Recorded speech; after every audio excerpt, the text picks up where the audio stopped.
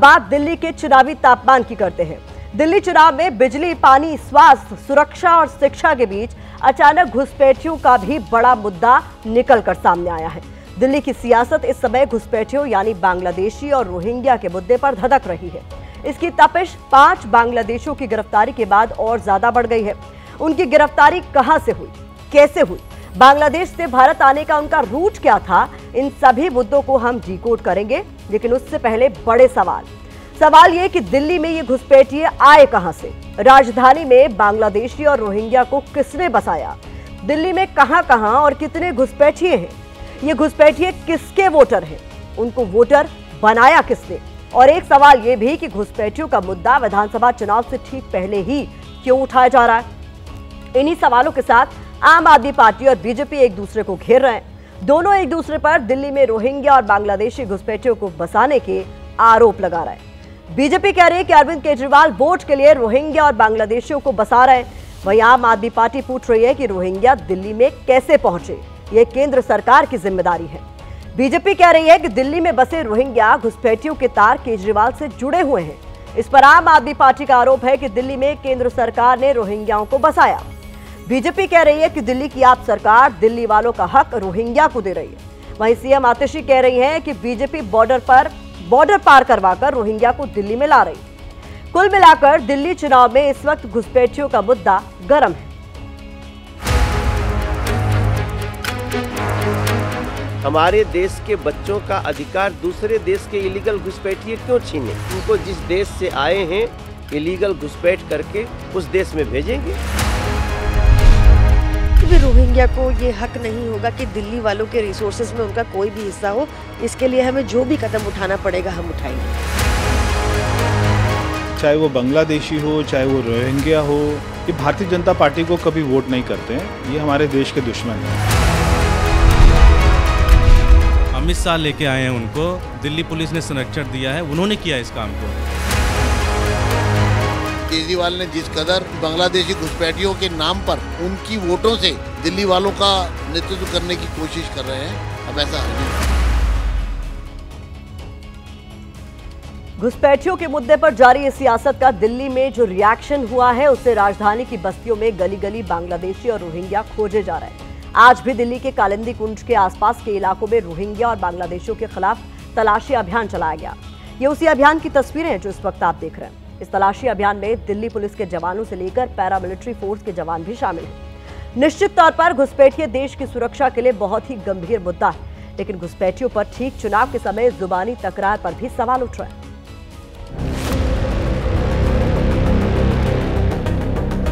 दिल्ली का कोई डॉक्यूमेंट नहीं है हमारा। दिल्ली में आप कब से रहते हैं? 12-13 साल से रह रहा हूँ। पूछ रहा है तुम्हारा गांव का है, मैंने बोला असम का है। हो गए 10 साल हो गए।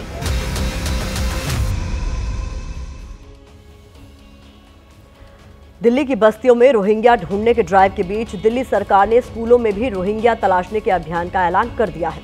यानी बीजेपी रोहिंग्या वाले जिस बाउंसर को आम आदमी पार्टी की तरफ उछाल रही थी, इस ऐलान के साथ ही आम आदमी पार्टी ने उस बाउंसर पर जवाबी छक्का जड़ दिया है। दिल्ली सरकार ने सरकारी स्कूलों के लिए आदेश पारित किया है। इस आदेश में दिल्ली के सरकारी स्कूलों में रोहिंग्या और अवैध बांग्लादेशी छात्रों को एडमिशन नहीं देने के निर्देश दिए गए हैं। ये उसी आदेश की कॉपी है जो इस वक्त स्क्रीन पर आप देख रहे हैं। लेकिन इस आदेश की कॉपी के साथ दिल्ली की सीएम आतिशी ने एक बार फिर केंद्र सरकार पर दिल्ली वालों का हक मारने का आरोप लगाया।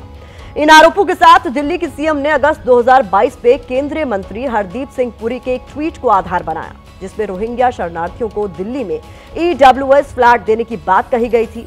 ये वही ट्वीट है जिस वक्त आप देख रहे हैं। लेकिन गौर करने वाली बात यह है कि 17 अगस्त 2022 को ही, जिस दिन हरदीप पुरी का ये ट्वीट सामने आया था, उसी दिन शाम को हरदीप पुरी ने PIB के एक ट्वीट को रीट्वीट किया, जिसमें लिखा गया कि दिल्ली के बक्करवाला में रोहिंग्या को कोई EWS फ्लैट नहीं दिए जाएंगे।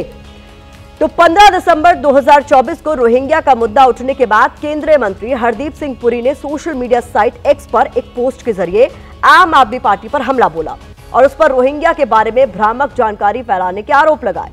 उन्होंने लिखा कि एक बार फिर गुमराह करने की कोशिश हो रही है।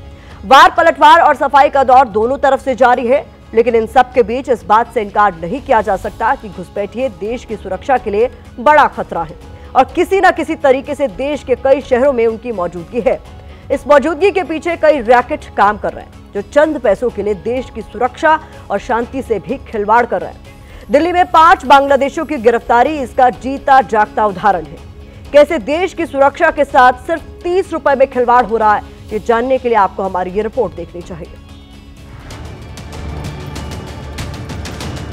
पुलिस की गिरफ्त में खड़े ये नकाबपोश देश की सरहद की सुरक्षा पर बड़े सवाल खड़े कर रहे हैं। दिल्ली पुलिस इन्हें अवैध घुसपैठिया बता रही है।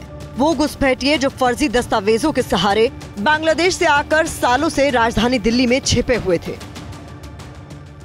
दिल्ली पुलिस की गिरफ्त में वो 5 बांग्लादेशी नागरिक हैं जो कि फर्जी डॉक्यूमेंट्स के आधार पर अपना आधार कार्ड बनाए हुए थे और राजधानी दिल्ली में आराम से रह रहे थे।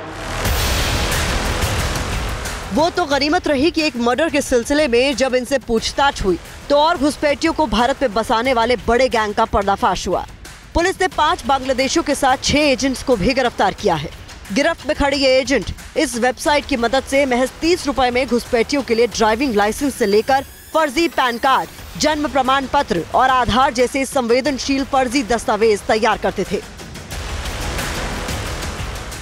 इसमें लगभग 5 बांग्लादेशी हैं, जिसके अंदर 2 मेल और 3 फीमेल्स हैं। एक फर्जी वेबसाइट चला रहे थे jantaparents.in, जिसके थ्रू नकली बर्थ सर्टिफिकेट बना देते थे, उससे आधार कार्ड बनाने में मदद करते थे। लेकिन सवाल तो ये भी उठता है कि आखिर हजारों किलोमीटर की दूरी तय कर बांग्लादेशी दिल्ली कैसे पहुंच जाते हैं। ये सवाल इसलिए उठ रहा है कि बांग्लादेशियों को दिल्ली आने के लिए 1800 किलोमीटर की दूरी तय करनी पड़ती है। कम से कम 3 या फिर 4 राज्यों से होकर गुजरना पड़ता है। वो चारों राज्य आपके सामने हैं। इनमें से 2 जगह एनडीए की सरकार है। इन राज्यों से होकर बांग्लादेशियों के घुसपैठ का रूट मैप तय होता होगा। ये रूट मैप भी आप जान लीजिए। बांग्लादेशी एजेंट घुसपैठियों को भारतीय सीमा में जंगल के रास्ते भेजते हैं, जिन्हें भारतीय सीमा से दूसरा एजेंट बाइक के जरिए ट्रेन बस तक पहुंचाता है। वहां से ट्रेन और बस के जरिए दिल्ली पहुंचाया जाता है और फिर दिल्ली में एजेंट महज 5 रुपए से 30 रुपए में उन बांग्लादेशी घुसपैठियों के फर्जी वोटर आईडी से लेकर फर्जी पैन, फर्जी आय प्रमाण पत्र तक बनवाता है। इन फर्जी दस्तावेजों से उसका आधार भी बना दिया जाता है और इस तरह चंद पैसों के लिए घुसपैठियों को भारत का नागरिक बनाने की साजिश रची जाती है। इस पूरे काम की कीमत होती है सिर्फ 15,000 रुपए। 5 में से 4 लोग तो अभी पिछले 1 साल में आए हैं, बट हमें एक वोटर कार्ड 21 का ही मिला है, उसकी वेरिफिकेशन कर रहे हैं। इन्वेस्टिगेशन को भी आगे फर्दर लॉजिकल एंड तक ले जाएंगे। दिल्ली में पकड़े गए बांग्लादेशियों के पास से पुलिस ने 21 आधार, 4 वोटर आईडी और 8 पैन बरामद किए हैं, जो बांग्लादेशियों के जरिए बनवाए गए थे। ऐसे में सोचिए दिल्ली के अंदर देश के खिलाफ बस्तियों में कितनी बड़ी साजिश रची जा रही थी।